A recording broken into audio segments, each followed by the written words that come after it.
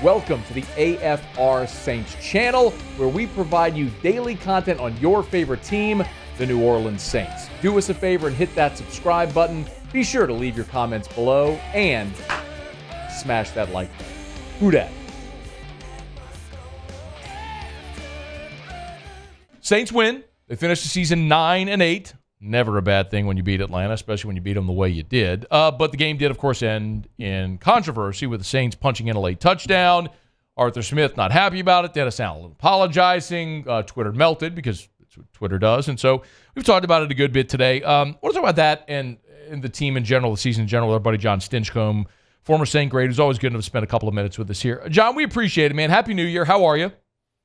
I'm great. Thank you. I enjoyed watching those Saints beat up on those Dirty Birds. So life is great out here. I love it, man. That never gets old. Hey, if you're in the huddle and you're up 41-17, coach calls victory formation, take a knee, and someone says, hey, let's get Jamal a touchdown.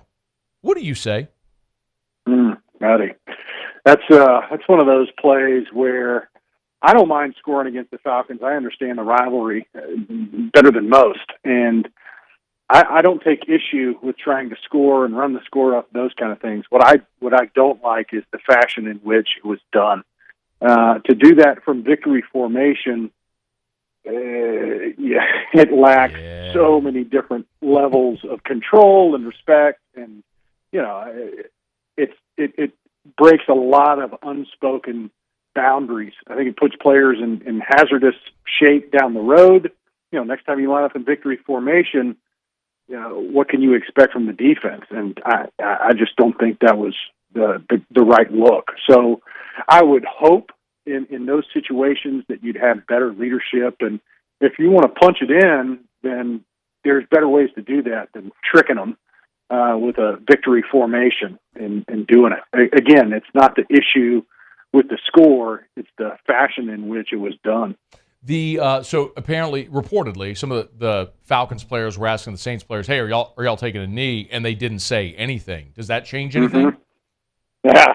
I mean that's fairly standard practice out on the field, like taking a knee, right? Especially when you line up that way. Now, I mean, you can try a little cover with saying, "Hey, we didn't respond." But at the end of the day, that formation is a signal to the entire world that the game is over, and you know your pain and misery is about to be as well. And you know, again, if you want to line up and punch it in against your rival, and then lining up and do that, it's different than trying to trick them into that kind of situation. I'm not a fan, nor am I a fan of. It's borderline insubordination or insurrection when players are like, we heard what you wanted, we understand what it is, and we're going to do our own thing anyway.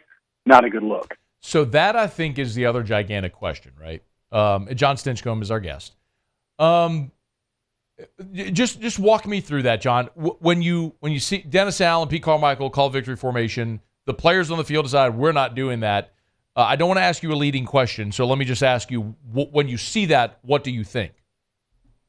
Yeah, I mean, it questions faith and authority, respect for those that are calling the plays. All that comes into play.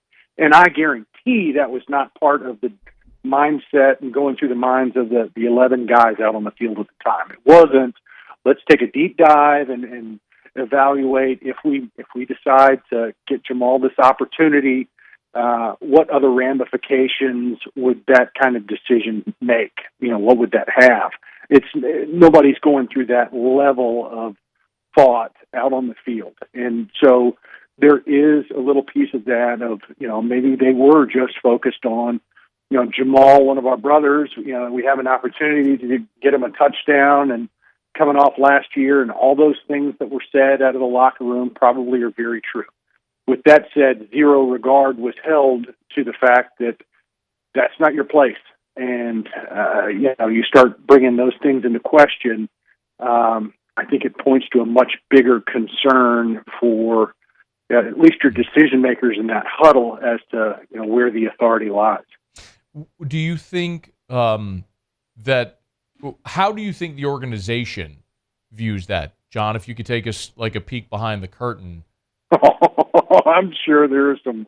That's some ruffled feathers. I mean, for Coach Allen, he's the one who has to go out midfield after the game and be on the receiving end of an upset coach. And is that really? There's a lot of coaches that have bad blood. So what?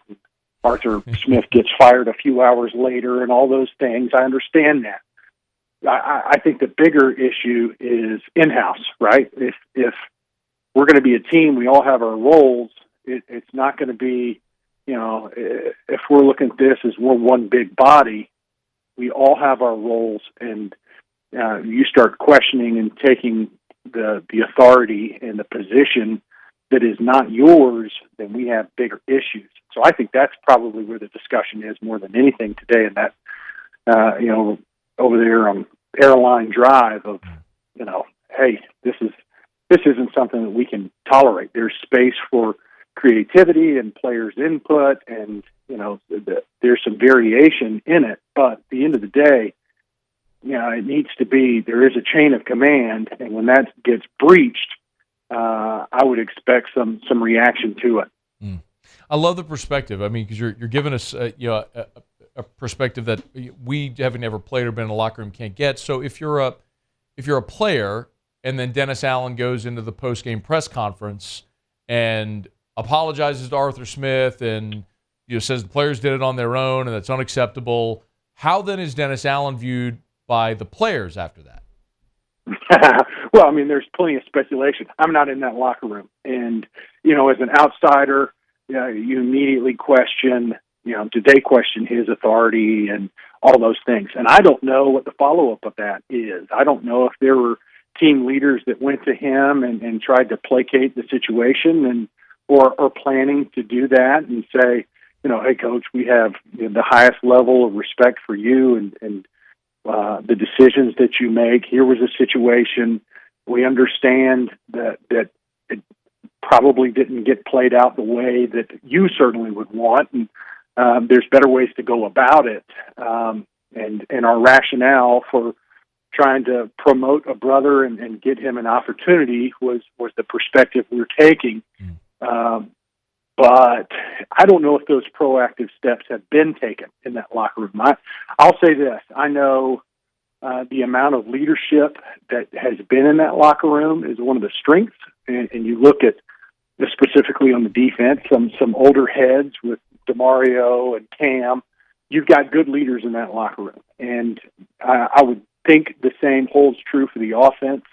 There are some guys out there that you probably didn't have the C on their chest, but you still expect to stand up and be vocal leaders, especially across the offensive line. And so, I think some candid conversations are in order between the folks who have offices on the second floor and the folks that have lockers on the first, and try to figure out, let's make sure that, there's still a healthy respect and relationship that we can move forward and, let this just be a blip on the radar that we forget about in a couple of weeks. I mean, this is a guy who did have that C on his chest. Jon Stinchcomb is with us here for a couple more minutes. In all your time in New Orleans, Haslett or Peyton, were you ever part of a situation like that where the players disobeyed something along those lines? Golly, I can't think of any off the top of my head. Obviously, not to the attention-drawing level that this play did, and with microphones where they are, and the fact that we get the post-game commentary between the head coaches, it obviously draws a lot more attention. And the fact that the season is over for both teams, that's the last note in which we can resonate for an extended period of time over, rather than let's focus on wild card week and what the opportunities are there. So looking back, I'm sure there was probably some times as players we made choices that were in contrast to what our coaches' desires might have been. So, I'm not going to say we were choir boys. And, right. There was plenty of times. Here's a great example. Super Bowl week, right? The lone Super Bowl victory for the Saints. there were plenty of players that missed curfew and weren't back in the stadium for the team photo that next morning.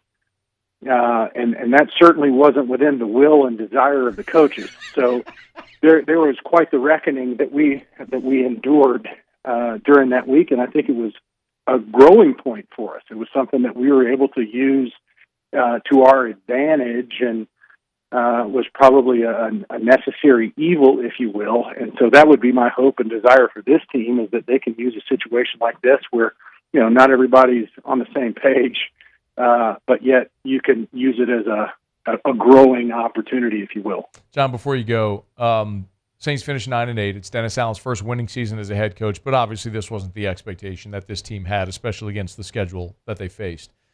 Do you look at this organization as heading in the right direction toward? It appears as though they're going to maintain the status quo, as heading toward being a championship team again. Yeah, and I do. I think we are headed in the right direction. There's each time Saints get to this part of the season, you're going, well, man, they're strapped with the cap, and there's some positions of need that they're going to need to address, and all those things are true, but they've continued to find ways to navigate through it and have plans for it.